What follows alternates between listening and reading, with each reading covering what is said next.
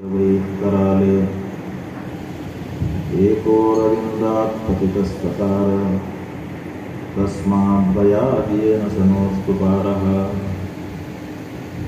येकैशो निजमाययानः ससर्जयेनानुसृजाम विश्वं वयं न यस्यापि पुरस्समीहतः पश्यामलिङ्गं पृथिवीशमानिनः।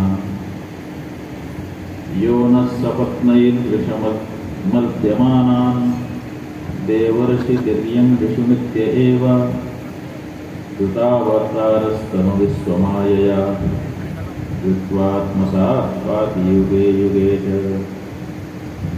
तमेव देवं वयमात्मदैवतं परं प्रधानं पुरुषं विश्वमन्यं व्रजाम सर्वे शरणं शरण्यं स्वानां सनो भास्यति सम्महात्मा। नमस्ते यज्ञवीर्याय वयसे उतते नमः। नमस्ते ह्यस्तचक्राय नमस्तु गुरुभूतये।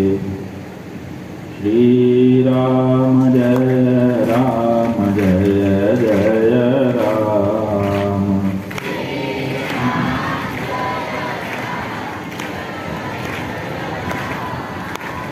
श्रीराम जय राम जय जय राम।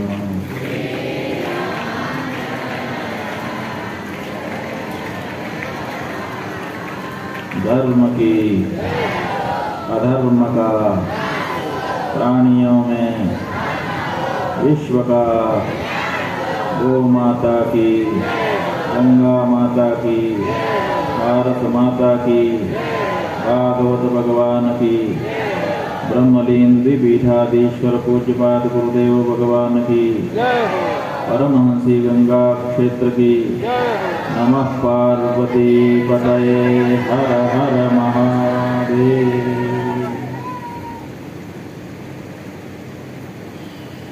विराजमान दंडी स्वामी अम्बरीशानंद जी महाराज, हमारे ज्योतिषपीठ पंडित आचार्य रविशंकर द्विवेदी शास्त्री जी, ज्योतिषपीठ शास्त्री आचार्य राजेंद्र प्रसाद द्विवेदी जी, अभिन्न हृदय गुरु भ्राता ब्रह्मचारी श्री निर्विकल्प स्वरूप जी, बहनें साध्वी शारदांबा पूर्णांबा, आज के कथा यजमान श्रीमान राजकुमार शास्त्री जी, श्रीमती हरिभक्ति शास्त्री जी, यहाँ पर समुपस्थित विद्वज्जन, सुधी श्रोताजन, आदरणीय मातृशक्ति, आपने अजामिल के उद्धार का प्रसंग सुना और उसी प्रसंग के माध्यम से भगवान नाम की महिमा भी आत्मसात की। अजामिल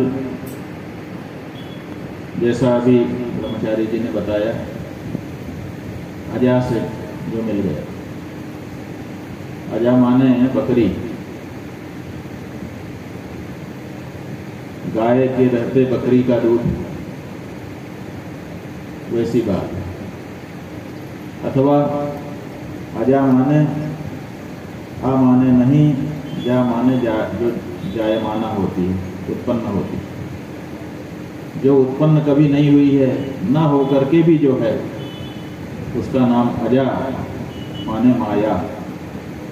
अजा मेघाम लोहित शुक्ल कृष्णाम, ऐसा श्रुति वाक्य जिस माया की ओर हम लोगों को अजा शब्द से संकेत करता है, उस माया से जाकर के मिल गया, माया में लिपट गया। भूमि परत भा ढाबर पानी, जिन जीवनी माया लपटानी। जैसे आकाश से जब पानी गिरता है तो बिल्कुल तरल और सरल होता है, लेकिन भूमि में पड़ते ही जो धूल है वो उससे लिपट जाती है। बूंद कब गिरी और कब उसमें धूल लिपटी ये पता नहीं चलता, लेकिन गिरते ही लिपट जाती है। ठीक इसी तरह से नित्य शुद्ध बुद्ध मुक्त स्वभाव ये जो आत्मा है, जैसे ही संसार में आता है, आते ही माया उसके साथ संपृक्त हो जाती है और फिर अपने इशारे पर उसको जीवन पर्यंत नचाती रहती है, और इससे मुक्त होना बहुत कठिन उसके लिए हो जाता है। यही स्थिति है।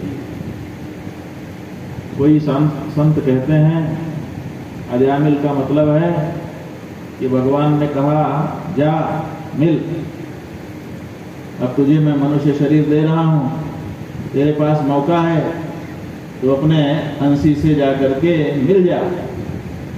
लेकिन इसने कह दिया माना नहीं, निषेध कर दिया। भगवान ने जो आदेश देकर के भेजा था उस आदेश का निषेध कर दिया, इसलिए जामिल कहा गया था और हो गया अजामिल। विद्वान लोग व्युत्पत्ति करते हैं कि असल में अजामिल का मतलब है, पहले इसमें देखिए कि शब्द क्या है, तो बताया इसमें शब्द है जामी, जामी शब्द है, और जामी शब्द में फिर बाकी चीजें जोड़ी गई। जामी क्या है, तो अमर कोश में बताया जामी स्वस्ति कुल स्त्रियो हो। जामी शब्द स्वस्त्री माने बहन के लिए और कुलस्त्री के लिए उपयुक्त किया जाता है। जो अच्छे कुल की स्त्री है, खानदानी, उसके लिए जामी शब्द कहा जाता है, माने जो चरित्रवान है, चरित्र की ऊंची है, उस स्त्री के लिए शब्द है जामी। और जो ऐसी नहीं है, चरित्रशीला नहीं है, जिसका चरित्र बिगड़ा हुआ है, उसके लिए स्वाभाविक है कि इसका निषेध कर दो तो वही शब्द बन जाएगा। तो जामी ही माने कुलस्त्री, और अजामी माने जो कुलस्त्री विरुद्ध हो, कुलस्त्री ना हो, चली हो। तो अजामिम अकुलीनाम स्त्रीम, अकुलीनाम स्त्रियम अथवा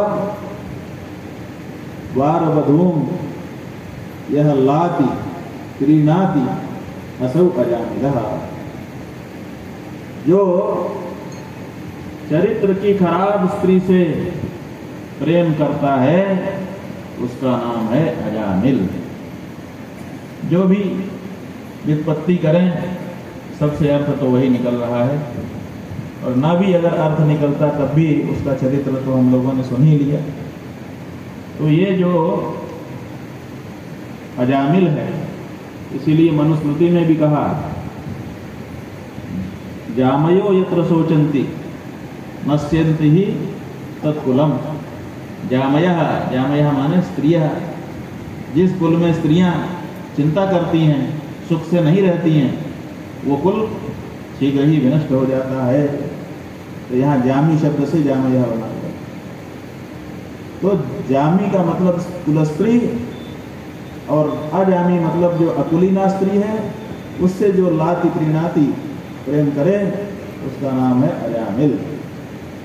तो हम लोगों ने देखा आपके मन एक ही है, और वो किसी न किसी से प्रेम करेगा, या तो अच्छे से कर लो या तो बुरे से कर लो। जो अच्छे से करेगा वो बुरे से नहीं कर सकता, बंधन हो जाएगा, और जो बुरे से करेगा वो अच्छे से नहीं कर सकता, ये भी बंधन हो जाएगा। तो किसी किसी का मन बुरे में लग जाता है और किसी किसी का मन अच्छे में लग जाता है। अच्छे में लगने का मतलब है भगवान में लग जाना, और बुरे में लगने का मतलब है अजामी में लग जाना। अगर अपने मन को अजामी में लगाओगे तो अजामिल को कान्य कुब्ज देश में जोड़ने नहीं जाना पड़ेगा, आप ही अजामिल हो जाओगे। तो जिसको बचना हो उसको इस बात का ध्यान रखना पड़ेगा। ये तो अजामिल की कथा हुई, और नाम की महिमा का हम लोगों को अनुभव हुआ।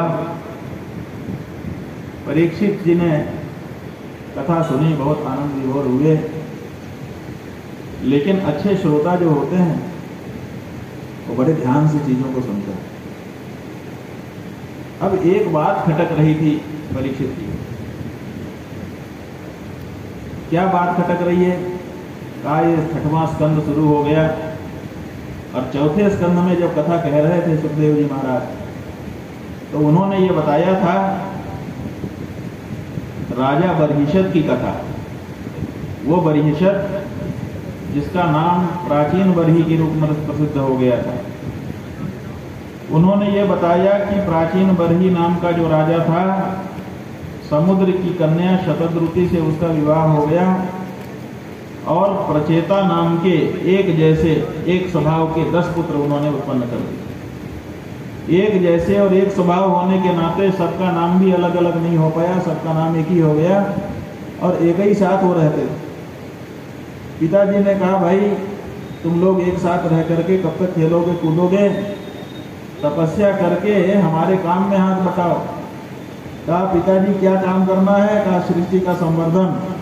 कहा ठीक है, हम जाते हैं तपस्या करके शक्ति से संपन्न होकर के आते हैं। तो वो लोग चले गए तपस्या करने के लिए। प्राचीन बर्हिष पुत्राः शतद्रुत्यां दशा भवन तुल्यनामव्रता सर्वे धर्मस्नाताः प्रचेतसः। ये प्रचेता के रूप में 10 के 10 चले गए और बिंदु सरोवर पर जाकर के स्नान करके तपस्या करने के लिए बैठ रहे थे। इतने में देखते क्या है कि बिंदु सरोवर से भगवान इंदुशेखर प्रकट हो रहे हैं। उसी सरोवर से भगवान शिव प्रकट हो गए। आप लोगों ने कथा में सुना। और प्रकट होकर के उन्होंने उनको एक स्तोत्र बताया जिसको योगादेश स्तोत्र कहते हैं अथवा परमात्मा स्तोत्र कहते हैं। उस परमात्मा स्तोत्र को बता करके शिव जी ने कहा आप लोग इसी स्तोत्र का निरंतर पारायण करिए, इसी से आपको सिद्धि मिल जाएगी। और फिर वो प्रचेता जो थे वो भगवान शिव के द्वारा बताए गए परमात्मा स्तोत्र का पाठ करने लगे। और आपने फिर सुना था, परीक्षित जी ने भी सुना था कि फिर क्या हुआ कि नारद जी आ गए। नारद जी ने कहा बच्चों आप लोग क्या कर रहे हैं? बात क्या थी? नारद जी क्यों आए?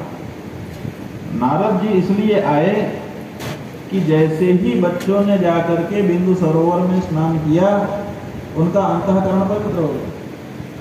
पवित्र अंतःकरण होने के कारण उनका संसार में अब मन ही नहीं जा रहा था। तो वो संसार में अब लौटना नहीं चाह रहे थे, लेकिन पिता की आज्ञा थी कि तपस्या करके आपको लौटना है और संसार का निर्वाह करके सृष्टि का विस्तार करना है। तो मर्यादा का पालन करने वाले प्रचेता पिता की आज्ञा को टालने का साहस नहीं कर पा रहे, इसलिए न चाहते हुए भी वे तपस्या कर रहे थे कि हम सृष्टि का संवर्धन करेंगे। तो नारद जी ने देखा कि इनके मन में तो है वैराग्य, लेकिन आदेश का पालन करने की दृष्टि से बेचारे परेशान हैं। अगर इनको निवृत्ति मार्ग में नहीं जाने दिया गया तो प्रवृत्ति मार्ग में आकर के भी ये कुछ कर नहीं पाएंगे और इनका जीवन बेकार हो जाएगा। इसलिए नारद जी वहां पर आ गए। और फिर क्या हुआ आप लोग जानते हैं। उनको पहेली सुनाई। पहेली सुना करके कहा कि बताओ पहेलियों का अर्थ। तो उन्होंने पहेलियों का सही सही अर्थ बताया। और फिर कहा कि देखो तुम द्विज हो कि नहीं हो? कहा हम तो द्विज हैं। कहा द्विज का मतलब क्या होता है? कहा द्विज का मतलब जो 2 बार जन्मे उसका नाम द्विज है। कहा 2 बार कौन कौन सा? कहा एक बार माता के उदर से जन्मे, उसके बाद फिर संस्कार से दोबारा हमारा जन्म हुआ। संस्कार एक द्विज उच्यते, संस्कार से हमारा दूसरा जन्म हो गया। कहा तो इसका मतलब ये हुआ कि 2 बाप भी हो गए तुम्हारे। कहा कैसे 2 बाप कैसे हो सकते हैं? कहा जब 2 बार जन्म होगा तो बिना बाप के हो जाएगा, बाप 2 होना चाहिए। कहा बिल्कुल। कौन हुआ हमारा बाप? कहा पहली बार जब तुम माँ के गर्भ से जन्मे तब तुम्हारे जो पिता थे वो तुम्हारे पिता हुए, क्योंकि उन्हीं के कारण माँ के गर्भ में तुम आए थे और तभी तुम्हारा जन्म हुआ था। इसलिए पहले पिता वो हैं और दूसरे जन्म, संस्कार वाले जन्म के पिता का संस्कार किसने किया? जिसने संस्कार किया कहा वो तो शास्त्रों ने किया, तो कहा शास्त्र ही अब तुम्हारे पिता हैं। अब वो पिता तब तक जब तक संस्कार नहीं हुआ था, जैसे संस्कार हो गया वैसे ही तुम्हारे पिता अब शास्त्र हो गए। इसलिए शास्त्र इस बारे में क्या कहते हैं वो विचार करो। तो शास्त्र के अनुसार निवृत्ति मार्ग का उपदेश कर दिया, उनके मन में संतोष हो गया कि हम पिता की आज्ञा नहीं टाल रहे हैं, शास्त्र ही हमारे पिता हैं, इसलिए हम पिता की ही आज्ञा पर आगे का जीवन बिताएंगे, ऐसा सोच करके वो लोग संन्यास हो गए। इतनी बात बता दिया था और बाद में प्राचीन बरही की कथा कहने लगे, तो वो बात वहीं छूट गई थी कि इन बच्चों का फिर आगे क्या हुआ। तो परीक्षित ने कहा महाराज चौथे स्कंद में आपने प्रचेताओं के बारे में बताया था, लेकिन वो कहानी वहीं पर छूट गई, वो बात प्राचीन बरही की कथा आ जाने के कारण आगे बढ़ी नहीं। तो हमको उस बारे में बताइए कि वो जो पुत्र थे प्रचेता उनका क्या हुआ। तो सुखदेव जी ने बताने लगे, बिल्कुल सही पूछा, हमने छोड़ ही दिया था कथा इसीलिए कि श्रोता का पता चले कि श्रोता कितने ध्यान से सुन रहा है। परीक्षा तो हर जगह होती रहती है, श्रोता वक्ता की परीक्षा लेता है, वक्ता श्रोता की परीक्षा लेता रहता है। तो सुखदेव जी ने अभिनंदन किया परीक्षित का कि बिल्कुल तुम ठीक सोच रहे हो, हम तुमको बताते हैं। बहुत लंबे समय तक जब वो लोग परीक्षित तपस्या करके निकले तो उन्होंने देखा कि सारा संसार, पूरी धरती पेड़ों से, लता वृक्षों से, गुल्मों से भर गई है। यहाँ देखो जंगल ही जंगल दिखाई दे रहा। जब पृथ्वी का कोई पालक नहीं होता, जब कोई खेती बाड़ी करने वाला नहीं होगा तो क्या होगा? जगह जगह जंगल हो जाएगा। तो सारी धरती पर जंगल ही जंगल हो चुका था, कहीं खड़े होने की जगह नहीं दिखाई दे रही थी। फिर उन लोगों ने सोचा कि पिताजी का पता करें, तो पिताजी के बारे में पता किया कि हमारे पिताजी ने हमको कहा था वो कहाँ हैं। कहा भैया आपके पिताजी तो स्वयं निवृत्त मार्ग में चले गए। पहले आपको प्रवृत्ति मार्ग में आने के लिए कहा था उन्होंने, लेकिन बाद में उन्होंने अपने पुत्रों को राज्य देकर के स्वयं निवृत्ति मार्ग स्वीकार कर लिया। कहा किसका उपदेश उनको हुआ था? कहा उनको भी नारद जी गए उपदेश करने के लिए। कहा तब ठीक है, हमारे और उनके गुरु एक ही हैं, अच्छा ही हुआ होगा, मंगल ही हुआ होगा उनको। लेकिन अब हमारा क्या कर्तव्य है? हमको तो कुछ करना चाहिए, लेकिन करें कैसे? चारों तरफ तो पहाड़, पेड़ ही पेड़, वृक्ष ही वृक्ष, तो उनको चलने में भी कठिनाई होने लगी। चलते समय भी वृक्ष आड़े आ रहे थे, उनकी डालियां आड़े आ रही थी, हाथ हिल नहीं रहा था, पैर चलाना मुश्किल हो गया, चले तो चोट लगने लगी। तो उनको वृक्षों के ऊपर गुस्सा आया। वृक्षों के ऊपर गुस्सा आया तो फिर उन्होंने गुस्सा प्रकट कर दिया। अब उनके गुस्से से पेड़ गिरने लगे, गिर करके सूखते थे, फिर उनमें आग लगती थी और इस तरह से सारे पेड़ जलने लगे। चारों तरफ वृक्ष समाप्त होने लगे। ऐसा लगा कि प्रचेताओं के क्रोध से अब सारी वनस्पतियां, सारी औषधियां नष्ट हो जाएंगी। तो सारी औषधियों के, वनस्पतियों के राजा चंद्रमा, उनको चिंता हो गई, अब क्या होगा? हमारी सारी प्रजा नष्ट हो जाएगी। तो भगवान चंद्रमा प्रचेताओं के सामने आ गए, कहने लगे प्रचेतागण, मातृमेभ्यो महाभागा दीनेभ्यो द्रोक्तुमर्हता विवर्धैषवो यूयं प्रजानां पतय स्मृता। अरे प्रचेतागण, आप तो प्रजापति माने गए। प्रजापति मतलब पाति इति पति, जो रक्षा करे उसी का नाम है पति। और आप प्रजा के पति हैं, माने प्रजा की रक्षा करने वाले हैं। तो महाराज केवल मनुष्य ही थोड़े प्रजा होती है, ये जो वनस्पतियां हैं, औषधियां हैं, ये भी तो आपकी प्रजा है, पशु पक्षी भी तो आपकी प्रजा हैं। अगर सारे पेड़ समाप्त हो जाएंगे तो पशु क्या खाएंगे, पक्षी क्या खाएंगे, और बाद में मनुष्यों के लिए भी कुछ नहीं अवशिष्ट रहेगा। इसलिए इनकी रक्षा करिए। आप रक्षा करने के लिए प्रजापति हुए हैं, किसी प्रजाति को नष्ट कर देने के लिए प्रजापति नहीं बनाए गए। वनस्पति औषधि ससर्जोर्जमिषम विभु। महाराज ये अगर काम की चीज ना होती पेड़ पौधे, तो इनकी रचना ही ब्रह्मा जी न करते, लेकिन ब्रह्मा जी ने इन सब की रचना की है, तो इसका मतलब इनका उपयोग है। क्या उपयोग है? का इनका उपयोग यह है कि यही लोगों का पेट भरने के लिए काम आती है। जब बीमार हो जाते तो इसी से उनकी चिकित्सा होती है। शुद्ध व्याधिष्ट चिकित्सा, क्षुधा रूपी जो व्याधि है अथवा क्षुधा और व्याधि, इन दोनों की चिकित्सा करने के लिए यही औषधियां और वनस्पतियां काम आती हैं। इसलिए इनको भगवान ने बनाया।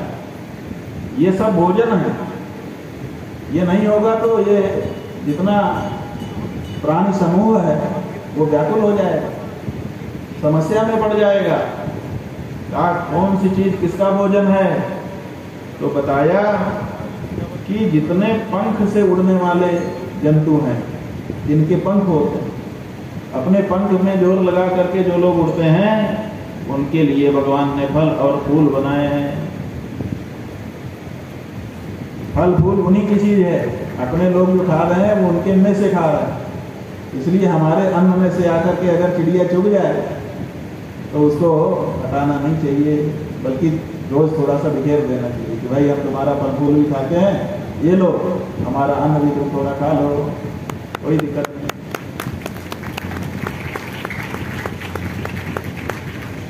जो पैर से चलने वाले जंतु हैं उनके लिए घास तिनके बनाए हैं, वो लोग यही खा करके अपना जीवन निर्वाह करते हैं। जो हाथ वाले जंतु हैं उनके लिए वृक्ष और लताएं बनाई हैं, जिनके हाथ में ज्यादा जोर है, बंदर आदि। और जो दो पैर वाले जंतु हैं हम लोग, उनके लिए अन्न बनाया है। अन्नम चराणाम, हमारे आपके लिए अन्न बना हुआ है, स्वाभाविक भोजन। और जो चार पैर के हैं उन चार पैर वालों के लिए भूसा बना हुआ है, वो उसी को खा करके शक्तिवान हो जाते हैं। इसलिए सबकी खुराक, सबका भोजन भगवान की तरफ से सुनिश्चित कर दिया गया है।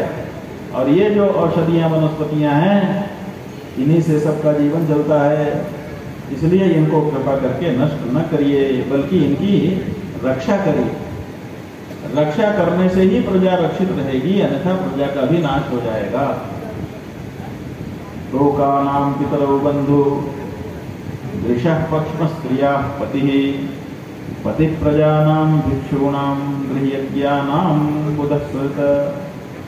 महाराज तोका नाम पितरौ बंधु, जो तोक हैं उन तोकों के बंधु स्वजन उनके माता पिता हैं। तोक माने क्या होता है? तौति पूरयति गृहम इति तोका, जो पूरे घर को भर दे उसका नाम है तोक।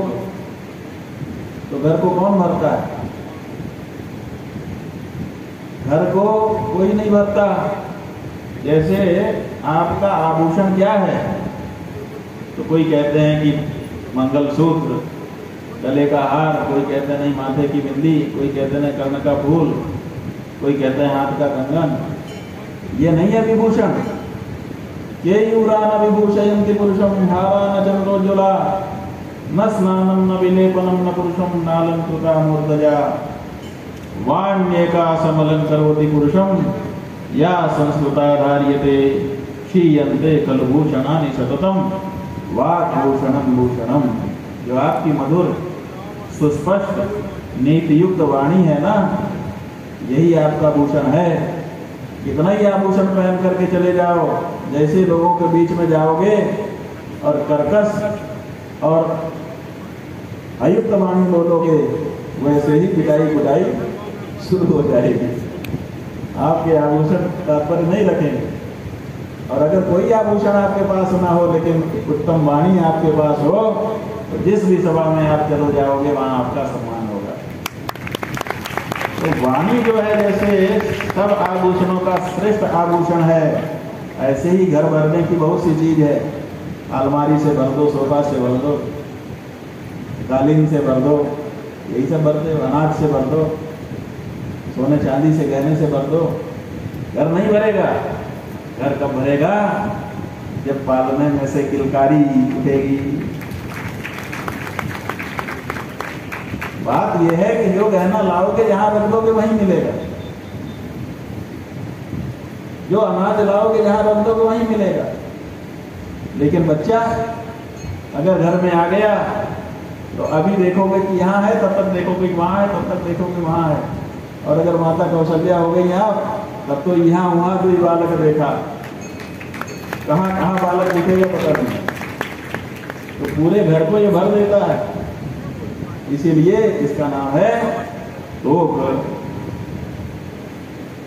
ये जो तोक है, इसका स्वजन कौन का? इसके माता पिता, इसके स्वजन, वही इसके रक्षक हैं।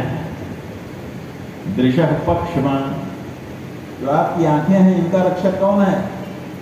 का ये जो पलके हैं ना, यही पलके हमारी आंखों की रक्षक हैं। अभी ऐसे करें तो तुरंत पलके आकर के ढाल बन जाएंगे। उनको डर होगा कि कहीं हमारी आंख को चोट न लग जाए, इसलिए तुरंत आगे आकर। आपके हाथ आपके रक्षक हैं, जैसे ही कुछ होता है तुरंत हाथ उठ जाता है। दिमाग सोचता है उससे पहले हाथ उठ जाते हैं। बाकी सब चीजों के लिए दिमाग की जरूरत है, यहाँ तो हाथों में जैसे दिमाग रक्षा करने की दृष्टि से। स्त्रिया पति ही, स्त्री का रक्षक कौन है? का उसका पति उसका रक्षक है। पति प्रजा नाम, और प्रजा का पति कौन है? प्रजा का पति राजा है। भिक्षु नाम, जो सन्यासी हैं उनका पति कौन है? उनका रक्षक कौन है? का उनका रक्षक गृही। गृहस्थ ही सन्यासियों का रक्षक है। अगर वो न खिलाए पिलाए तो क्या होगा? अगर दीक्षित जी सब्जी लेके ना आए,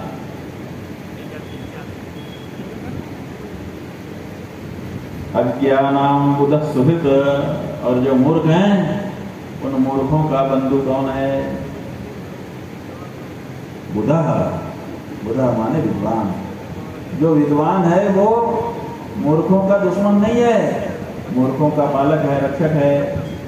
मूर्खों के सामने जब कोई समस्या आती है तो विद्वान उनको युक्ति बता करके उनकी भी रक्षा करवा देता है। इसलिए अज्ञानाम बुधा सुहित, विद्वान वो है जो मूर्खों की रक्षा करते हुए, उनको अपनाते हुए चले, उनके विरुद्ध खड़ा होकर के उनको रुसवा न करे। ये व्यवस्था अनादि काल से बनी हुई, तो इस व्यवस्था को कृपा करके महाराज मत तोड़िए। अलम दग्धुर्दमय दीनैहि किलानाम शिवमस्तु वह वार्षिकेशा वरा कन्या पत्नी वे प्रतिनिधिता। चंद्रमा ने देखा कि इनका गुस्सा खत्म नहीं हो रहा है, तो पहले शाम, समता की भावना, प्यार की बात किया, लेकिन काम नहीं बना। तो नीति है कि शाम से जब काम न बने तो दाम, कुछ उपहार आदि दे करके काम बनाना चाहिए।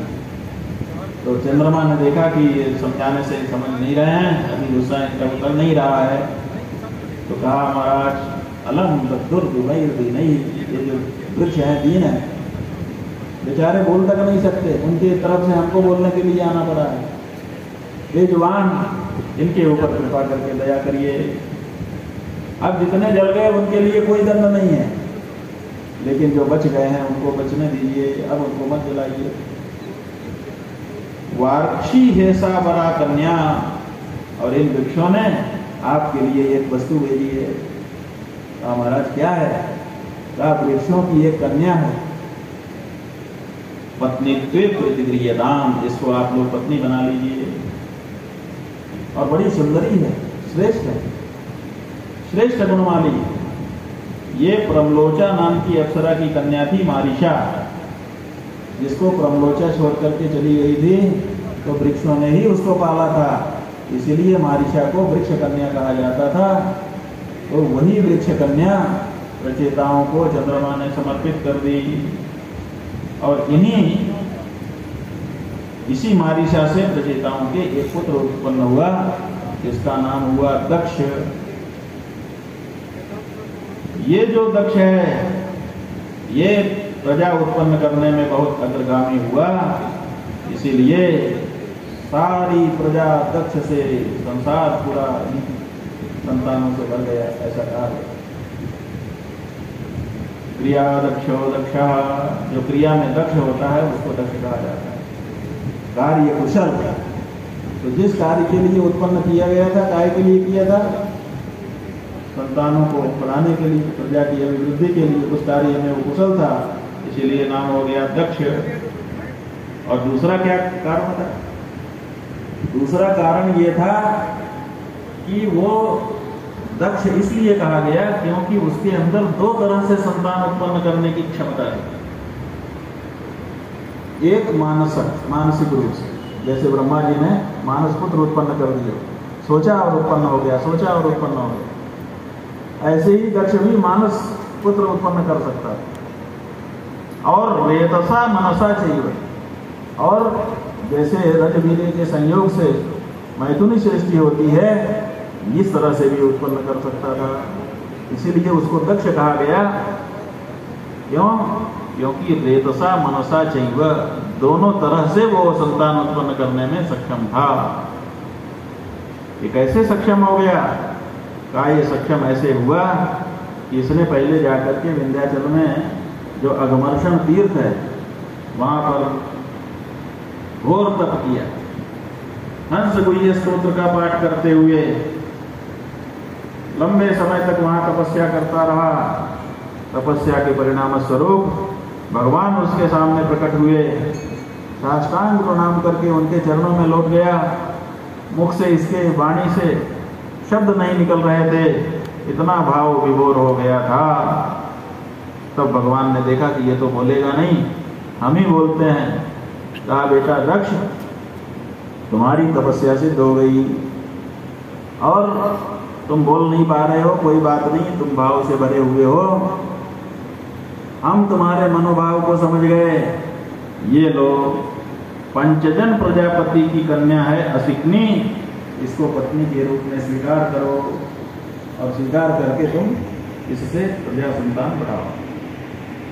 मिथुनम व्यवाय धर्मस्त्वं प्रजा सर्गमिमं पुनः मिथुन व्यवाय धर्मिण्याम भूरिशो भावयिष्यसि। इतनी क्षमता तुम्हारी होगी संतानोत्पत्ति में, जिसकी बराबरी दूसरा कोई नहीं कर सकता है। तो दक्ष ने फिर वो पांचजन की कन्या असिकनी को पत्नी के रूप में स्वीकार कर लिया और एक ही बार में 10,000 पुत्र उत्पन्न हुए। हरियस्व पुत्र कहे जाते हैं। उन सबका एक जैसा चेहरा था, एक जैसे उनके आचरण स्वभाव थे। वो सब भी तपस्या के लिए नारायण सरोवर में चले गए। सरोवर में स्नान करते ही उनका अंतःकरण निर्मल हो गया।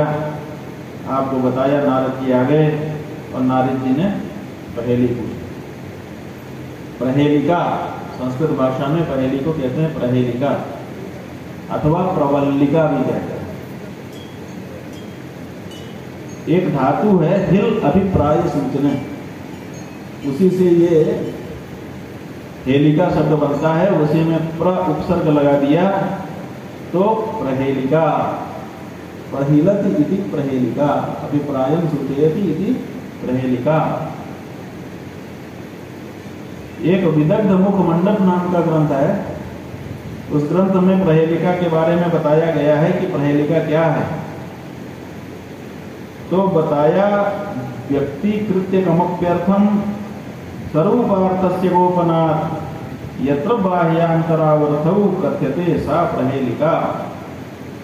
माने प्रत्यक्ष में कुछ कहता है और अंदर से कुछ कहता है। कूट भाषा जिसको कहते हैं, पहेली माने कूट भाषा। जिसको समझना है वो समझ जाएगा, जिसको नहीं समझना है वो नहीं समझेगा, है ना। जैसे कहते हैं कि एक गरीब व्यक्ति था, उस गरीब व्यक्ति के घर में विवाह योग्य बेटा था, लेकिन संपत्ति ज्यादा नहीं थी, तो इसीलिए विवाह वाले आते थे और चले जाते, विवाह तय नहीं हो रहा। अब घर की हालत बहुत खस्ता थी, घर में कुछ खाने को नहीं था, थोड़े से चावल थे, वो ही उबाले गए ज़्यादा पानी डालकर, और माड़ जो है वो निकाला गया था। ज़्यादा पानी डाल करके पहले उबाल दिया और बाद में जो पानी है उसको दूसरी थाली में निखार दिया, चावल पीछे बच गया और माड़ निकल गया। तो बर्तन ज़्यादा थे नहीं, काठ की कठौती थी, उसी में निकाल दिया। और अब सबको भूख है, जो पत्नी थी उसको भी भूख है, जो बेटा था उसको भी भूख है, और घर का जो मुखिया है उसको भी भूख है। तो इसी समय मेहमान आकर के बाहर बैठ गए। अब पहले मुखिया का अवसर होता है कि भाई पहले खाना पीना उससे पूछ लिया जाए, अगर वो मना करे तब दूसरा पी सकते हैं। अब बेटे से माँ ने कहा, बेटा जाओ बोल दो पीना हो तो पी लें, नहीं तो अपन लोग पी लें मार। अब बाहर मेहमान बैठे हैं और वो मेहमान विवाह के लिए लड़का देखने के लिए आए हैं। अब कैसे कहें जा करके कि मार पीना हो तो पी लीजिए, नहीं तो हम लोग पी लें। वो समझ जाएंगे कि इनके घर में और कुछ है नहीं, केवल मार के सिवाय, तो काहे को विवाह करेंगे। तो लड़का क्या करता है, बाहर जाता है, कहता है पिताजी धनम सिंह के बेटा मरण सिंह आए हैं, कठौती घाट उतरे हैं, मिलना हो तो मिल लीजिए, नहीं तो चले जाएंगे। धनम सिंह के माने धान के बेटे, मरण सिंह माने मार आए हैं, कठौती घाट उतरे हैं, माने कठौती में उनको निखार दिया गया। और मिलना हो तो मिल लो, माने पीना हो तो पी लो, नहीं तो चले जाएंगे, माने हम लोग पी लेंगे, खत्म हो जाएगा। तो उन्होंने कहा नहीं बेटा रोको, हम मिलेंगे उनसे, बहुत बहुत उत्तम व्यक्ति हैं, उनसे बड़ा हमारा काम होता है, सम्मानित व्यक्ति हैं, तब तक तुम बात करो, हम मिल के आते हैं, थोड़ा सा आप लोग बैठिए, हम मिल के आते हैं। ऐसा कह के चले गए और जाके मार पी के मुँह पोछ के आ गए, बात हो गई। प्रतिष्ठा की हानि भी नहीं हुई और काम भी हो गया। तो ये है पहेली, कहा कुछ और समझा कुछ, कहने वाले ने कह दिया और समझने वाले ने समझ लिया, मामला हो गया। तो ये तरीका है कहने का। इसी तरीके से जब कहा जाता है तो उसका नाम पहेली होता है। ये बुद्धि का व्यायाम है। प्रायः पहले पहेलियां बुजक्कड़ी होती थी, कहते थे बुजक्कड़ी, तो लोग कुछ पहेली कहते थे, लोग दूसरे लोग पूछते थे, बुद्धि का व्यायाम होता है। अब बुद्धि का व्यायाम कहीं है ही नहीं। तो पहेली पूछा उन्होंने। ये जो पहेली है ये दो तरह की होती है, एक शाब्दिक पहेली और एक आर्थिक। अर्थ विज्ञान जिसमें होता है उसको आर्थिक पहेली कहते हैं, और जिसमें शब्द भंग होता है वो शाब्दिक पहेली। दोनों के दो उदाहरण बता दें फिर आगे चलें। जैसे आर्थिक पहेली कैसी है, तरुण्यालिंगित कंठे नितंबस्थलमाश्रितः गुरुणाम सन्निधाने पी यह पूजति मुहुर्मुहु। बताओ कौन सी चीज है। एक जो युवती है तरुणी, उसने कंठ से उसका आलिंगन किया हुआ है, उसके कंठ में अपना हाथ डाला हुआ है। और नितंब स्थल आश्रिता, जो उसका नितंब स्थल है कमर, उसका आसरा लेकर के वो खड़ा है।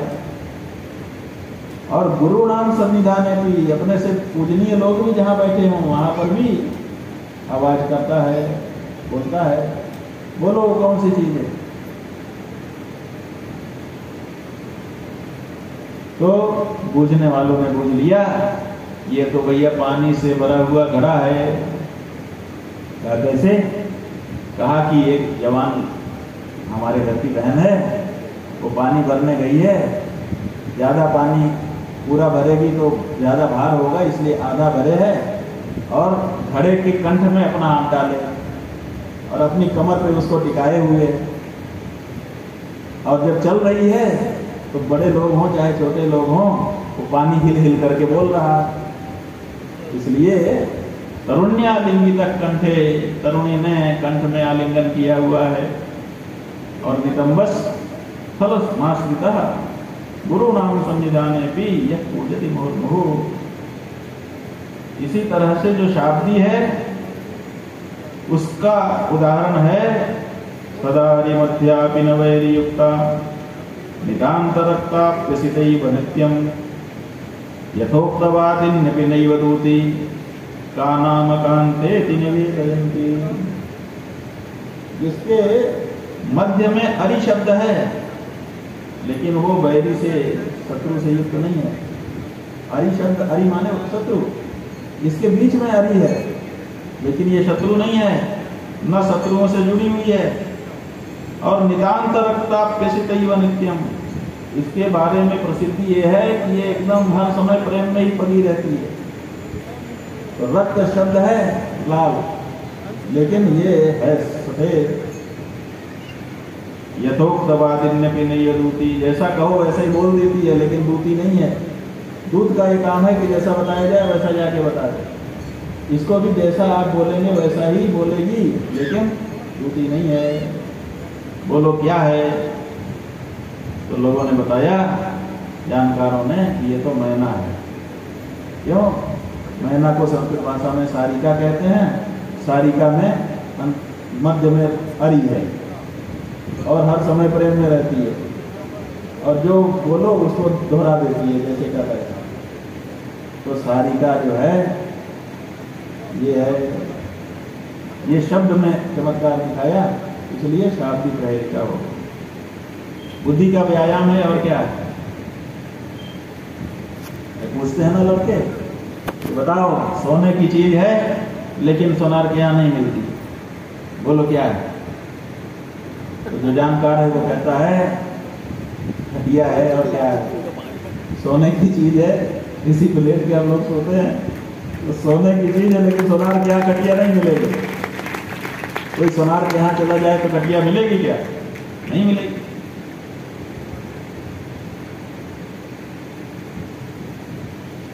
तो इसी तरह से नारद जी ने भी पहेली पूछी।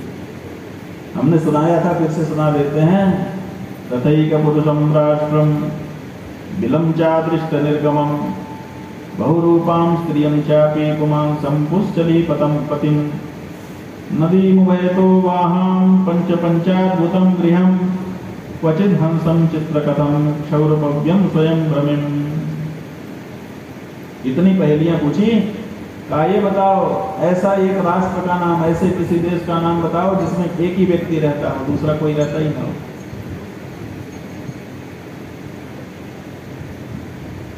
उस राष्ट्र का नाम बताइए, एक आदमी से जिसमें पूरा देश बन गया हो। वही राष्ट्रपति है, वही प्रजा है, वही मंत्री है, वही अधिकारी है, वही प्रधानमंत्री, सब कुछ वही। कौन है वो? कहा वो ईश्वरीय है, वही विद्यमान है और दूसरा तो कोई है नहीं। बिलम चादृष्ट निर्गमम, ऐसा बिल, ऐसी बिल है जिसमें निकलने का कोई दूसरा रास्ता नहीं है, बस जाने जाने का रास्ता है, आने का रास्ता नहीं है। वो क्या है? कहा वो मुक्ति है। एक बार जो मुक्त हो गया फिर उसको लौट करके आना नहीं है। न सब पुनरावर्तते, पुनरागमन नहीं होता। अबहु रूपां स्त्रियम, एक ऐसी स्त्री है जो बहुत प्रिया है, जाने कितने रूप बदल लेती है। का वो बुद्धि है, इसके भी बड़े बड़े रूप है। पुमांसम पुंश्चली पतिम, ऐसा पुरुष बताइए जो वेश्या का पति हो।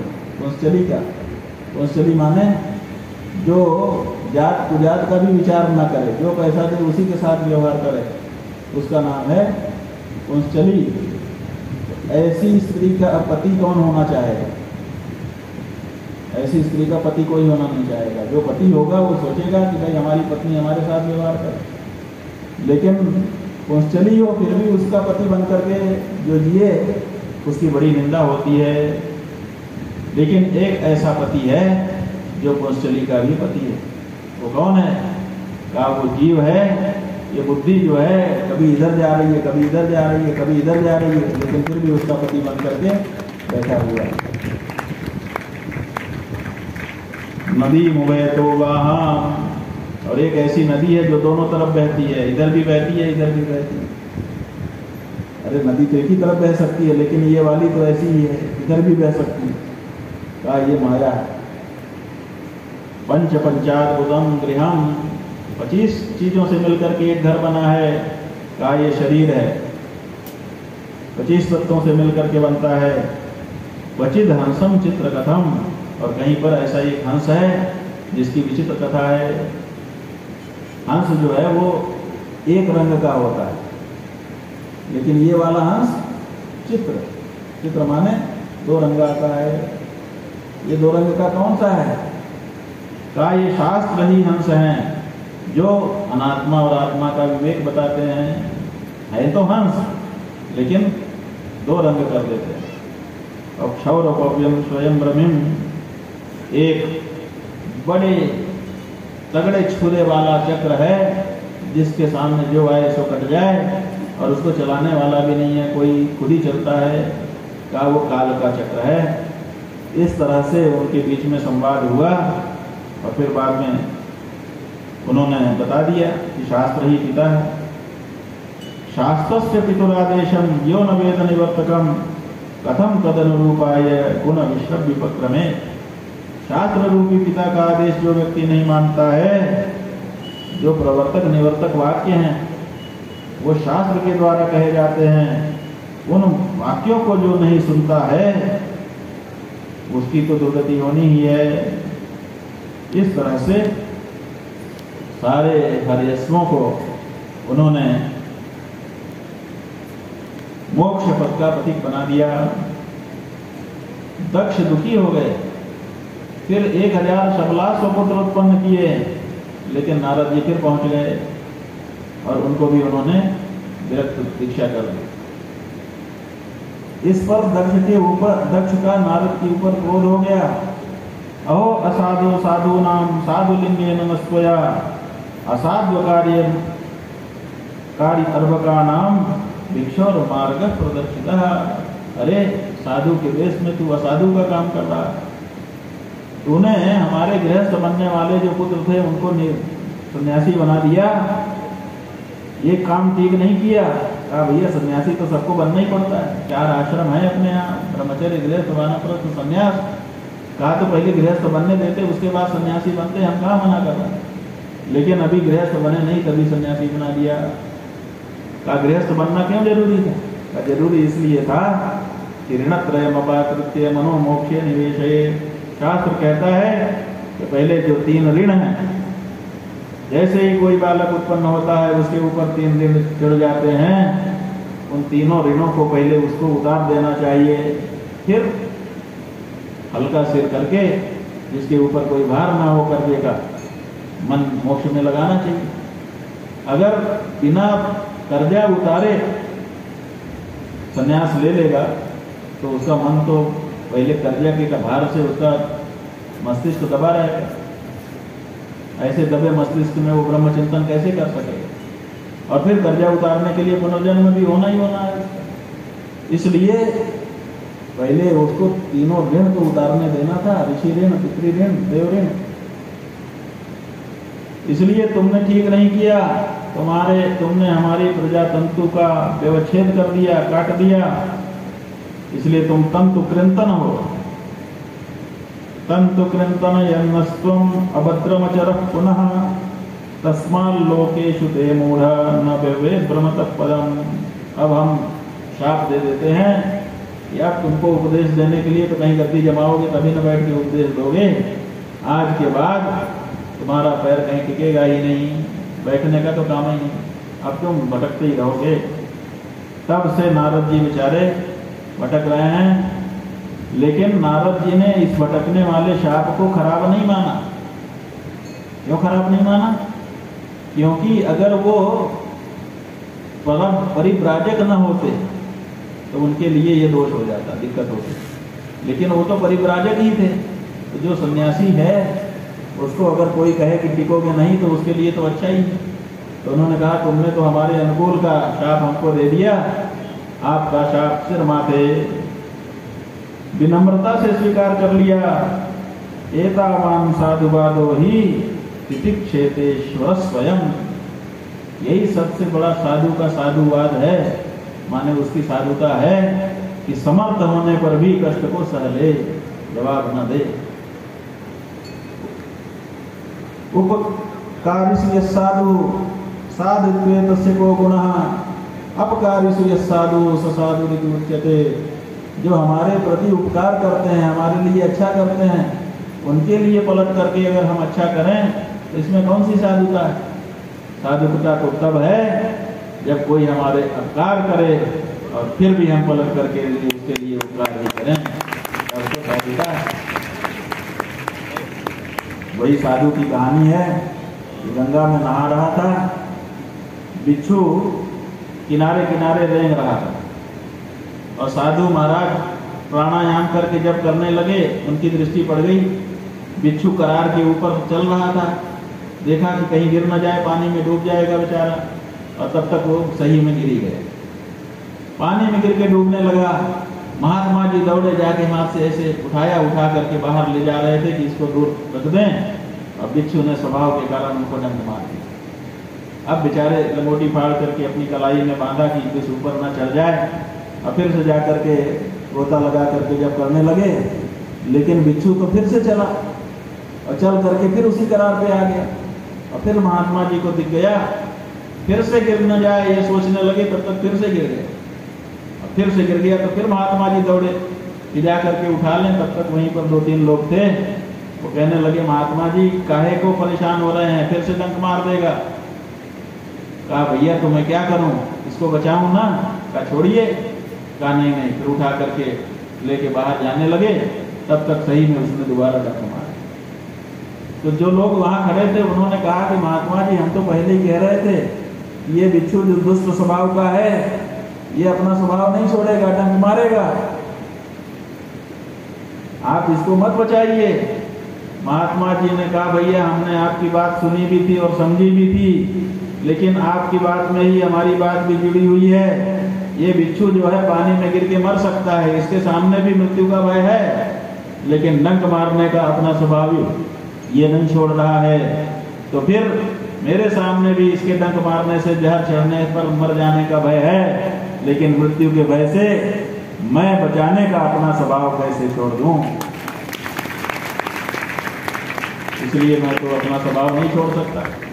मेरा स्वभाव मैं करूंगा, इसका स्वभाव ये करेगा।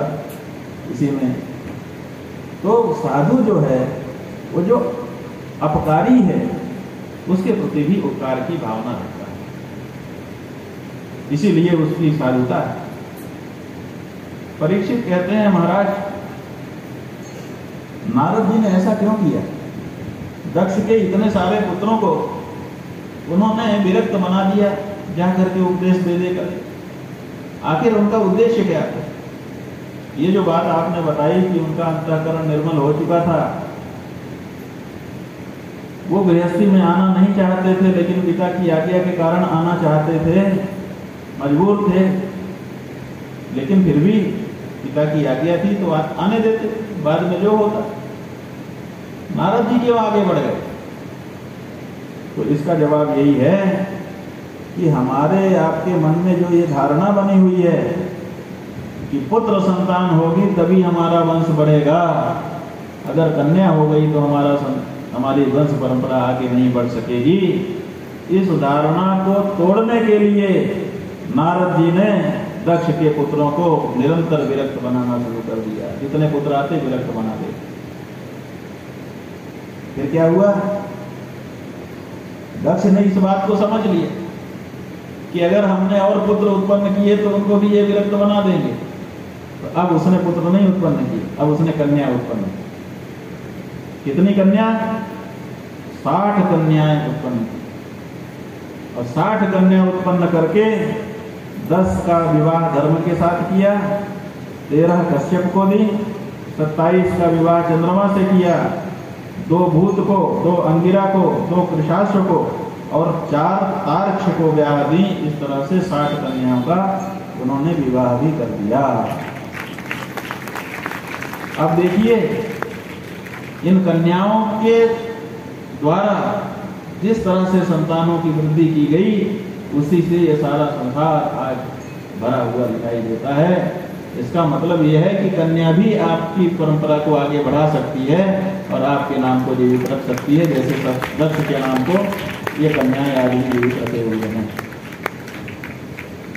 पुत्र हो या कन्या हो, संतान है, ये भेद मत करिए कि ये पुत्र है ये कन्या है।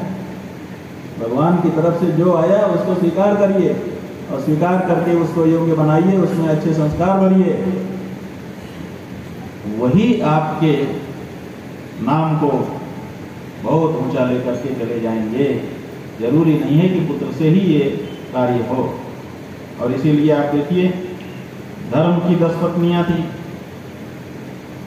उन 10 पत्नियों से जो संतानें हुई, कश्यप की पत्नियों से जो संतानें हुई, उन्हीं से तो सारा संसार भरा हुआ है। कश्यप की 13 पत्नियों के नाम हैं, एक का नाम है अदिति, उसी से 12 आदित्य हुए, उसी से भगवान वामन का आविर्भाव हुआ। एक का नाम है दिति, उसी से दैत्य हुए हैं। एक का नाम है धनु, उसी से दानव हुए हैं। एक का नाम है काष्ठा, उसी से घोड़े हुए हैं। एक का नाम है अरिष्टा, उसी से गंधर्व हुए हैं। एक का नाम है सुरसा, उसी से यासुधान माने राक्षस हुए हैं। एक का नाम है इला, उसी से वृक्ष लताएं वनस्पतियां हुई हैं। एक का नाम है मुनि, उसी से अप्सराएं हुई हैं। एक का नाम है क्रोधवसा, उसी से सांप बिच्छू विषैले जानवर हुए हैं। एक का नाम है ताम्रा, उसी से बाज गीध शिकारी पक्षी हुए हैं। एक का नाम है सुरभि, उसी से गाय और भैंस दूध देने वाले जानवर हुए हैं। एक का नाम है शर्मा, उसी से बाघ जो मांसभक्षी जानवर हैं वो हुए हैं। और एक का नाम है तिमी, उसी से जलचर हुए हैं, तिमिर तिमिंगल आदि मत्स्य। तो ये जो संसार में प्राणी दिखाई देते हैं केवल मनुष्य नहीं, मनुष्येतर भी उन्हीं से उत्पन्न होकर के आज पूरे संसार में दिखाई दे रहे हैं। तो जरूरी नहीं है। और फिर ये भी होता है कि जिसको आप समझो कि ये अच्छा पति है, कभी कभी वो बुरा निकल जाता है, और जिसको समझो कि ये बुरा है वही अच्छा निकल जाता है। कश्यप जी को कम पत्नियां दी, लेकिन उनसे देखिए कितने संतान बड़ी। और चंद्रमा को इन्होंने समझा दक्ष ने कि ये बहुत ऊंचे पति हैं, तो 27 पत्नियां उनको दे दी, 27 कन्याओं का विवाह कर दिया, लेकिन वो अच्छे पति नहीं निकले। क्या हुआ? ये 27 पत्नियों से विवाह तो कर लिया, लेकिन प्रेम केवल एक रोहिणी से करते रहे।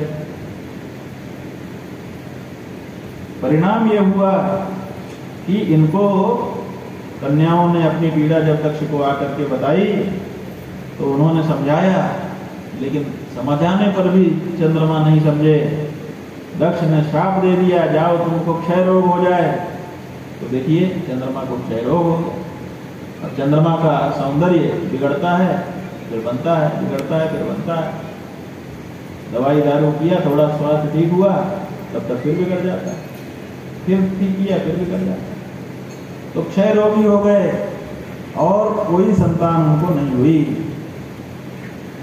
क्षमा मांगने से दक्ष ने इतना तो कर दिया कि स्वास्थ्य बिगड़ेगा फिर ठीक हो जाएगा, लेकिन अंततः क्या हुआ? अंततः तो क्षय रोगी बने ही रहना पड़ा। आज भी चंद्रमा में क्षय रोग दिखाई देता है। तो जरूरी नहीं है, इसलिए इसका विचार भी कन्या देते समय पिता को कर लेना चाहिए कि जो पति अच्छा बन सकेगा, संभावनाएं पूरी हों, उसी को कन्या का दान करना चाहिए। इसी तरह से भूत की दो पत्नियां हैं, एक स्वरूपा और दूसरी भूता। जो स्वरूपा है उसी से करोड़ों रुद्रगण हुए हैं, उन्हीं में 11 मुख्य रुद्र, एकादश रुद्र माने जाते हैं। और जो भूता है उसी से भूत उत्पन्न हुए हैं, जो रुद्र के पार्षद हो चुके हैं। ये लोग भाई भाई हैं, अलग अलग माता से। अंगिरा की दो पत्नियां हैं, एक का नाम है स्वधा, वो पितृगण को ब्याही गई है, और एक का नाम है सती, वो अथर्वा ऋषि से ब्याही गई है। उनके कोई पुत्र नहीं है, वो वेद भगवान को ही अपना पुत्र मान करके बैठे हुए। कृशाश्व की दो पत्नियां हैं, एक का नाम अर्ची, उससे धूम्रकेश, और एक का नाम दिशना, उससे वेदशिरा आदि 4 पुत्र उत्पन्न हुए हैं। इसी तरह से तार्क्ष, कश्यप, इनकी भी 4 पत्नियां हैं, एक का नाम है विनता, उससे गरुण और अरुण उत्पन्न हुए। एक का नाम है कद्रु, जिनसे नाग उत्पन्न हुए हैं। एक का नाम है पतंगी, जिससे पक्षी उत्पन्न हुए हैं। और एक का नाम है यामिनी, जिससे शलभ माने पतंगे उत्पन्न हुए हैं। इस तरह से 60 कन्याओं का जो विस्तार है वो बहुत अधिक है, उन्हीं से सारा संसार आज भी भरा हुआ है। एक बात केवल इसमें स्पष्ट कर देने की जरूरत है, और वो ये है कि पहले चतुर्थ स्कंद में जब कथा चल रही थी तो वहां बताया था कि दक्ष की 16 कन्याएं, जिनमें से 13 धर्म को ब्याही गई थी, और उन्हीं में से एक पितरों को, एक अग्नि को और एक शिव जी को दी गई। तो वहां 16 कन्या बताए, यहां दक्ष को 60 कन्या बता रहे हैं। इसका क्या मतलब? मतलब ये है कि ये दोनों अलग अलग दक्ष हैं। वो जो दक्ष हैं वो ब्रह्मा जी के पुत्र हैं, और ये जो दक्ष हैं ये प्रचेता के पुत्र हैं। वहां बताया है प्रसूतिम मानवीम दक्ष उपये में ह्यजात्मजः तस्यां सदुभित्रिः षोडशा मललोचनाः। प्रसूतिम मानवीम दक्ष उपये में, दक्ष ने मनु की कन्या प्रसूति से विवाह किया, जो स्वयं दक्ष अजात्मज थे, भगवान ब्रह्मा के पुत्र थे, और उसी से उन्होंने 16 अमल लोचना कन्या, सुंदर नेत्रों वाली 16 कन्याएं उत्पन्न की। तो वो जो दक्ष हैं, जो सती के पिता थे, जिनका विवाह भगवान शिव से हुआ था, वो ब्रह्मा जी के पुत्र थे, प्रजापति। और ये प्राचेतस दक्ष हैं, प्रचेता के पुत्र हैं। अभी आपको बताया कमलोचा नाम की जो अप्सरा है, उसकी कन्या चंद्रमा जी के द्वारा मारिशा जब प्रचेताओं को दी गई तो ते धर्मेण उपये मिरे, धर्म पूर्वक उन्होंने विवाह किया। तेभ्यस्तस्यां समभवत् दक्षः प्राचेतसः किल यस्य प्रजादिशर्केण लोका आपूलितास्त्रयः। दक्षः प्राचेतसः, उनसे प्राचेतस दक्ष उत्पन्न हुआ, इसलिए ये जो दक्ष हैं ये प्राचेतस दक्ष हैं।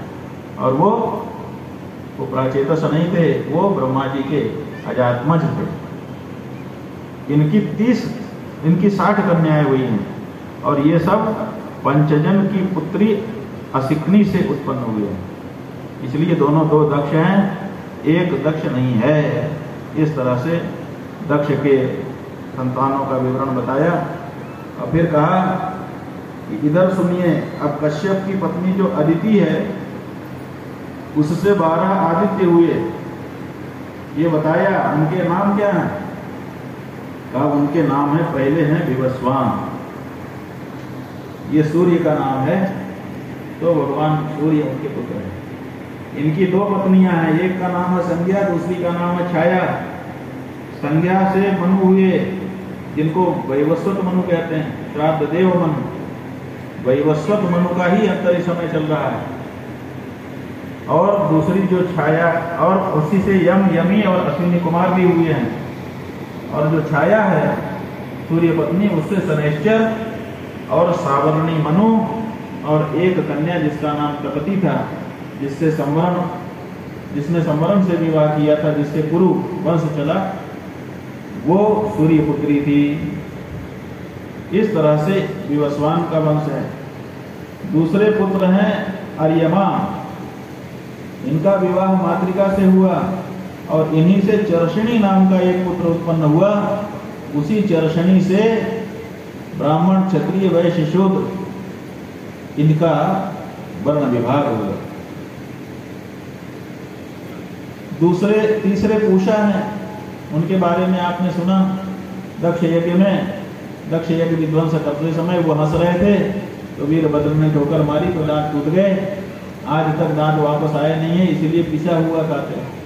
वही पूषा, ये अदिति के पुत्र हैं। और चौथे जो पुत्र थे उनका नाम था त्वष्टा। ये जो त्वष्टा हैं, इनका दैत्यों की कन्या रचना से विवाह हुआ था। ये तो थे दैत्य कुल में, देव कुल में, लेकिन इनका विवाह दैत्य कुल की कन्या रचना से हुआ और उससे दो पुत्र उत्पन्न हुए। एक का नाम था सन्निवेश और दूसरे का नाम था विश्वरूप। ये जो विश्वरूप था, ये आगे चल करके जब बृहस्पति देवताओं के गुरु नहीं रहे, उस समय यही देवताओं का गुरु बना था। परीक्षित जी ने पूछा, महाराज हमको ये बताइए कि ये कैसी घटना है, आखिर ऐसा क्या हो गया था कि बृहस्पति जी देवताओं को छोड़ करके चले गए। देवताओं को छोड़ करके बृहस्पति जी गए कि देवताओं ने बृहस्पति को छोड़ दिया? आखिर किस कारण से बृहस्पति जी गुरु नहीं रह गए? तो सुखदेव जी ने बताया कि इंद्र को राजमद हो गया। अस नहीं को जन्मा जग माही, प्रभुता पाई जाहि मद रानी। संसार में कोई ऐसा है ही नहीं जिसको प्रभुता पाने पे मद ना आ जाए। कभी कभी आ ही जाता है, कोई कितना ही बचाए किसी समय प्रदर्शन उसका हो जाता है। तो क्या हुआ, एक दिन की बात है, इंद्र की सभा लगी हुई थी। सिंहासन पर इंद्र आकर के विराजमान हो गए थे। शची उनके बगल में आकर के बैठ गई थी। 49 मरुदगण, 8 वसु, 11 रुद्र, 12 आदित्य, ऋभुगण, विश्वदेव, साध्यगण, अश्विनी कुमार, सिद्ध, चारण, गंधर्व, कौन नहीं था। सब वहां पर आकर के बैठ गए थे।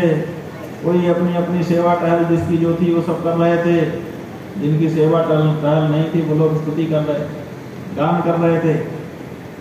छत्र चमर बुलाए जा रहे थे। खूब बढ़िया सभा जमी हुई थी। इतने में देव गुरु बृहस्पति आ गए। अब सभा जमी हुई थी, इंद्र शोभायमान हो रहे थे। ऐसे समय में गुरु जी आ गए बृहस्पति। अब अगर खड़े हों तो पूरी सभा बिगड़ सकती थी। तो इंद्र ने सोचा कि सभा बिगड़ना ठीक नहीं होगा, आएंगे अपना बैठ जाएंगे, क्या करना। इधर बृहस्पति जी ने देखा कि हम सभा में आ गए, लेकिन इंद्र हमारा कोई स्वागत नहीं कर रहे, जबकि हम सुरासुर नमस्कृत हैं। अरे देवताओं की सभा में क्या, अगर असुरों की सभा में भी हम चले जाएं तो वहां पर भी हमारा स्वागत होता है, लेकिन आज देवताओं की सभा में ही हमारी तरफ ध्यान ही नहीं दिया जा रहा। अरे ध्यान कैसे दें, जब राजा का ध्यान जाए तो प्रजा का भी चला जाए। जब राजा का ही ध्यान नहीं जा रहा है तो प्रजा का कैसे जाएगा। इसलिए उन्होंने कुछ क्षण प्रतीक्षा की, लेकिन इंद्र ने अनदेखा कर दिया। ना तो अपने आसन से खड़ा हुआ, ना तो आगे बढ़ा उनका स्वागत करके उनको आसन पर बैठाने के लिए, ना उसने कोई ऐसे स्वागत के वाक्य बोले कि पधारिए जी, आइए जी, कुछ भी नहीं। यहां तक कि हिला भी नहीं और कनखियों से देखा, सीधे सीधे देखा।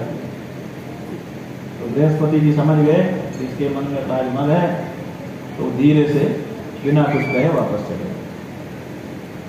जब देवगुरु बृहस्पति वापस चले गए तब इंद्र को अनुभव हुआ कि ये तो मुझसे गलती हो गई। अब गुरु जी वापस चले गए हैं, इसका मतलब नाराज होकर के चले गए हैं। अगर गुरु जी नाराज हो गए तो मेरी सारी शोभा समाप्त हो जाएगी। अब क्या करूं? अहो वतमया साधु कृतम वैद प्रबुद्धिना यन्मयैश्वर्यमत्तेन गुरु सदसिकात्मकः। बड़ी गलती मुझसे हो गई, मैंने बड़ी सभा में अपने गुरु महाराज का अपमान कर दिया। ये बुद्धि मेरी कैसे हो गई? ये तो गलत है। मुझे गलत सलाह दे दी गई कि राजा जब आसन पर आसीन हो तो फिर कोई आए उसको अपने जगह से उठने की जरूरत नहीं है। ऐसा नहीं है, अगर पूजनीय कोई आ जाएगा तो आसन से उठना दोष नहीं है बल्कि गुण है। अगर कोई ऐसा कहते हैं कि आपने क्यों प्रोटोकॉल तोड़ दिया, तो ये पूजनीयों के बारे में प्रोटोकॉल नहीं है, बाकी के बारे में हो सकता है। ये पारमेष्ठ्यम धिषणम अधितिष्ठितेन न कंचन प्रत्युत्तिष्ठेदिति ब्रूयुः धर्मं तेन परम विदुः। जो लोग ये उपदेश देते हैं कि राजा को किसी के स्वागत के लिए आसन से खड़ा नहीं होना चाहिए, वो लोग धर्मं तेन परम विदुः, शायद वो परम धर्म को जानते ही नहीं है। परम धर्म क्या है? परम धर्म ये है कि अगर पूजनीय आ जाए तो उसका स्वागत किया जाना, यही परम धर्म है। अब मैं क्या करूं? अब तो मुझसे गड़बड़ी हो गई, गुरुजी नाराज होकर के चले गए। ऐसा इंद्र मन में विचार करने लगे और अंत में उन्होंने मन में ठान लिया कि गलती जो हो गई अब इसको मैं सुधार लूंगा। जा करके गुरुजी के चरणों में माथा रख दूंगा। प्रसाद इससे निष्ठा शीर्षना तत्चरणम स्पर्शन। अपने हाथ से चरण स्पर्श नहीं करूंगा, अपने माथे से उनके चरणों का स्पर्श करूंगा, माने उनके चरणों में माथा रख दूंगा। गुरु जी दयालु हैं, हो सकता है मुझे क्षमा कर दें। सभा भंग हो गई।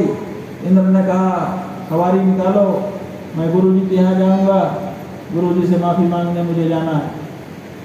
अब तैयारी होने लगी, इंद्र गुरु जी के पास माफी मांगने जाने वाले, और उधर बृहस्पति गुरु महाराज को भी पता चल गया अब माफी मांगने आ रहा है।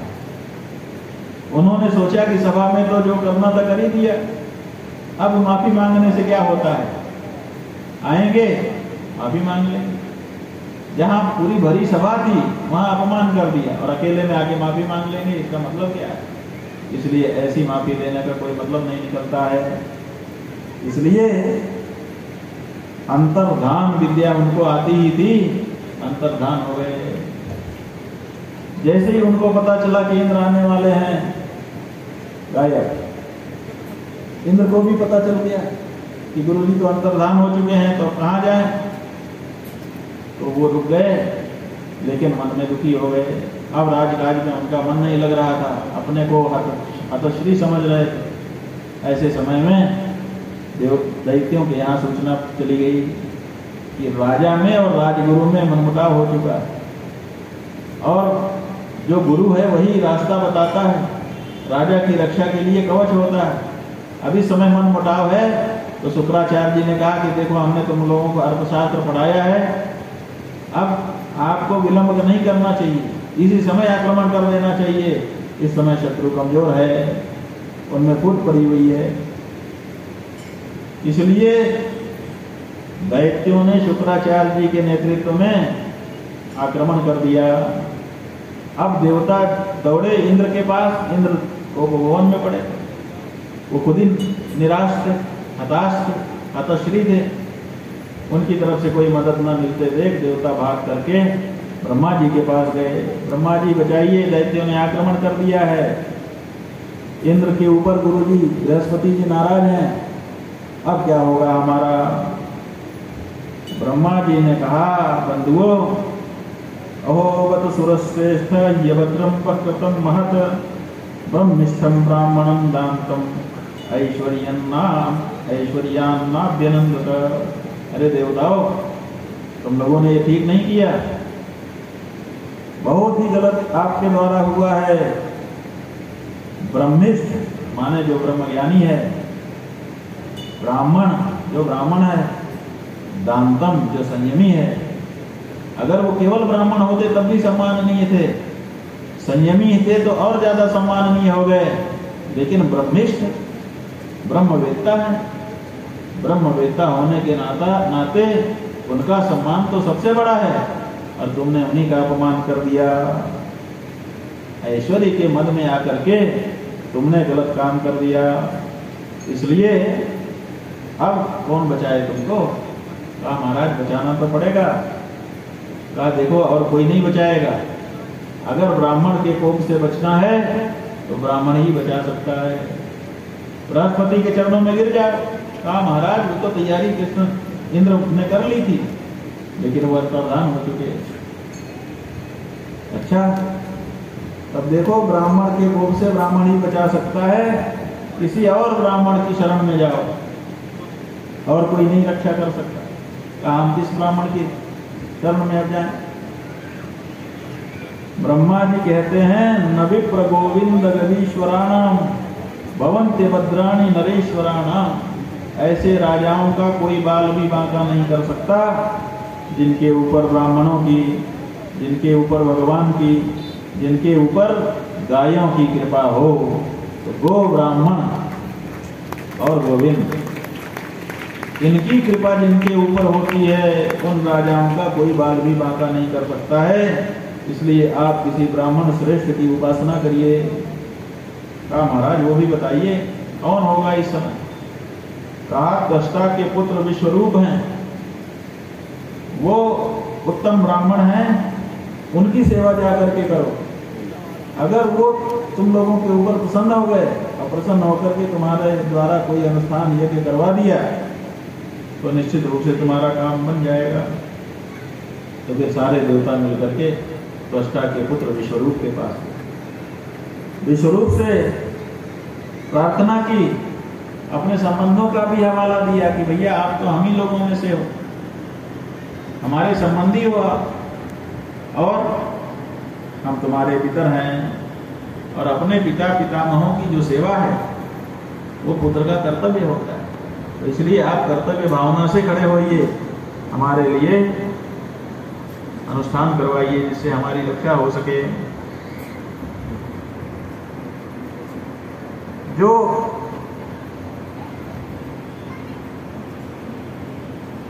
अनुष्ठान उपयुक्त समझते हो वही आचार्य बनकर के हमारे लिए अनुष्ठित करिए।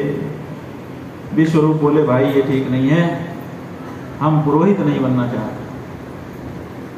बाकी तो ठीक है, हमें जानकारी तो सब है, लेकिन पौरोहित्य कर्म में हमको नहीं रुचि नहीं है। पौरोहित्य कर्म अति मंदा, पुरोहितों का काम ठीक नहीं है, इसीलिए हम इसको नहीं करेंगे। कहा महाराज पुरोहितों का काम निंदनीय क्यों है? कहा कि इसमें प्रतिग्रह होता है। दान जितना ज्यादा लेंगे, जब पुरोहिती करेंगे तो दान मिलेगा, हर कार्य के लिए दक्षिणा, हर कार्य के लिए दक्षिणा। तो जितना दक्षिणा लेंगे उतना ही क्या होगा, जो हमारा ब्राह्म तेज है वो क्षीण होता है। तो इसीलिए पौरोहित्य कर्म को उतना श्रेष्ठ हम नहीं मानते हैं। हमारा काम जब चल जा रहा है तो हम पौरोहित्य कर्म क्यों करें? तो ये मत सोचिए आज की दृष्टि से, आज की दृष्टि से पौरोहित्य कर्म को गर्हित नहीं बताया जा रहा है। ये पौरोहित्य कर्म को गर्हित कौन बता रहा है वो समझिए। ये विश्वरूप बता रहा है। और विश्वरूप की आजीविका कैसे चलती है? तो विश्वरूप कहता है कि जब मेरी आजीविका बड़े आराम से शील और वंश वृत्ति से चल रही है, जब खेत में फसल आती है, पक जाती है, तो किसान उसको काट लेता है, काट के उसका बोझा बनाता है, बोझा बनाकर उसको लाद करके खलिहान में लेके चला जाता है। उसके बाद जो बालियां गिरी रहती हैं उनको उनके परिवार के लोग आके मिल लेते हैं। परिवार के माने उसमें भी अलग अलग परंपराओं में है कि कहीं पर जो नौकर चाकर होते हैं उनको अमुक अमुक अमुक चीज की छूट होती है कि तुम ये तो वो बालियां वगैरह भी वो लोग बिन लेते हैं। उसके बाद एक एक दाना बचा रह जाता है, तो जो एक एक दाना है उसको उंगली से पकड़ के उठाना है, माने ऐसे हो कि एक दाना एक बार में उठे। ऐसे दानों को हम उठा के ले आते हैं और ला करके उसी से अपना जीवन जब हम चला ले रहे हैं, आराम से रह ले रहे हैं, तो हमको पुरोहिती करके दक्षिणा लेने की क्या जरूरत है? उससे तो हमारा ब्रह्म तेज क्षीण हो जाएगा। वो कह रहा है जो एक एक दाना बिन के चलाता है लेकिन किसी के सामने हाथ नहीं फैलाता है, वो ब्राह्मण ये कहे कि पुरोहिती कर्म मंद है।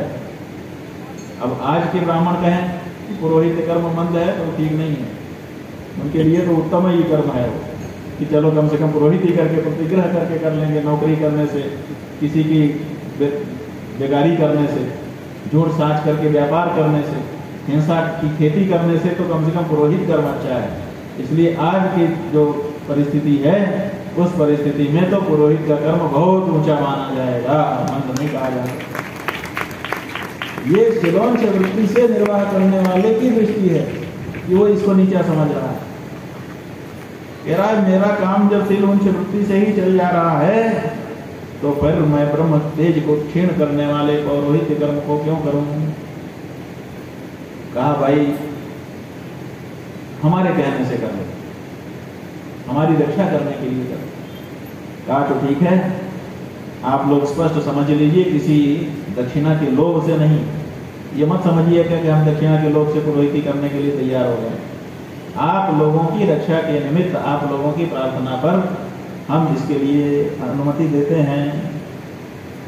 इस तरह से विश्वरूप ने यज्ञ अनुष्ठान करना स्वीकार किया और शुक्राचार्य जी के द्वारा जितनी संपत्ति देवताओं की हड़प करके सुरक्षित करवा ली गई थी तो सब संपत्ति उन्हें उसने अनुष्ठान करके वापस करवाया। अनुष्ठान करता रहा और रास्ता निकलता रहा। सारी संपत्ति देवताओं के पास वापस आने लग गई। एक दिन की बात है, इतना ही नहीं, उसने नारायण कवच बना करके इंद्र को पहनाया और उसी नारायण कवच के प्रयोग से इंद्र विजयी हो गए। अब उनका राज्य स्थापित हो गया। अनुष्ठान चल रहा था, बृहस्पति का कुछ पता नहीं था, विश्वरूप देवता गुरु बन चुके थे। लेकिन एक दिन समस्या हो गई। क्या समस्या हुई? इंद्र आए और अभी बड़े चुपके से आ गए उसको। राजा लोग कभी तो बड़े समारंभ के साथ आते हैं और कभी बड़े चुपके से भी आ सकते हैं। इसलिए राजा की चाल समझ पाना मुश्किल होता है, क्योंकि वो कौन सी चाल कब चलेंगे कुछ पता नहीं है। तो कभी कभी तो बड़े समारोह के साथ शोभा यात्रा निकाल के नगाड़ा पीटते हुए कि हम आ रहे हैं, हम आ रहे हैं, कभी बोली बुलवाते हुए कि पधार रहे हैं, तब आते हैं। और कभी कभी बिना किसी खटके के अचानक आके खड़े दिखाई देते हैं, कभी वेश बदल के घूम लेते हैं। तो राजा किस समय कैसे आ जाएंगे पता